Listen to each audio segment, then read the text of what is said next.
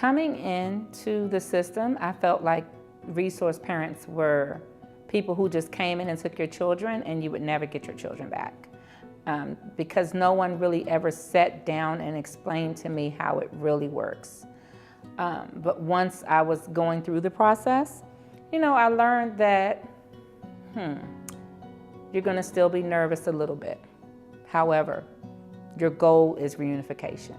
One is leaning one way, social work is leaning one way, the foster parents are leaning in another direction. They're arguing, they're bickering with the birth parents, and everything's going haywire. That makes it so bad for the foster children. They become nervous, they become anxious. Some of them even become angry. It's not a complete puzzle if their piece is missing. And each party holds a piece to the puzzle. The birth parent holds a piece of the past and the present. The foster parent is now holding pieces of the present and the future. The child holds its own piece.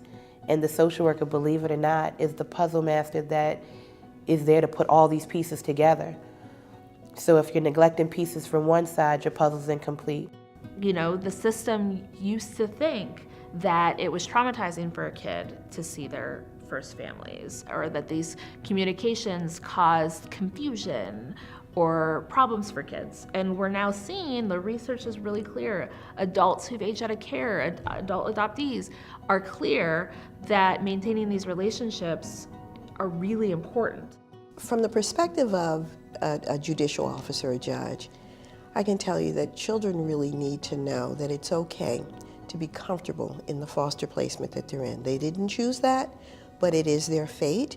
And the way we can help them to be comfortable, the way I've seen it work for them, is when the bio parents and the foster parents can talk and get along and address educational issues, medical issues, talk about what the favorite toy is, what favorite activity the child may have.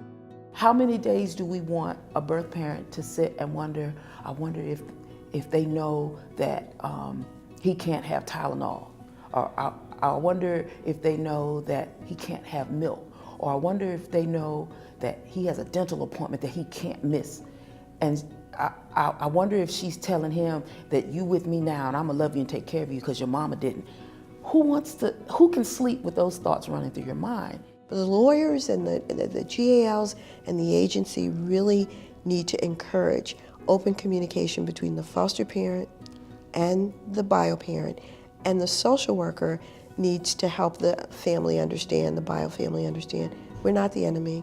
We're doing what the law requires us to do, and we will help you as much as we can help you and as much as you allow us to help you to get your children home as quickly as possible. I think we need to do more, in the court to make sure the conversation happens early and to hopefully calm the nerves and the fears. So the sooner we can get the birth parent and the foster parent on the same page and sharing information that's vital, because at the end of the day, it's about the child. Those are the roots of any person or any child. And for that tree to really grow strong, he has to have some knowledge, some element, some interaction with that root. And so I'm always a big proponent of keeping some type of relationship. I realized that the resource parent is just a temporary placement, but this person will be preparing meals and doing everything that you would have been doing. However, they're not the mother. They're not you. And they're not there to rob your child. They don't want to kidnap your kid. Most of the time they can get stressed. They have feelings that they're human. I realized that they're human. I don't know if I thought they were human before. But I realized that they were human and that they will need me through this process as well. I think if I'm a child and I see my birth family working with my foster family, then I don't feel like I'm cheating on anybody or anyone's left out the loop, and I feel really, really loved. So if I was a child and I saw all these people coming together to help raise me into the best possible me I could be, how could you not grow up proud and happy knowing that everybody gave their everything for me to be amazing?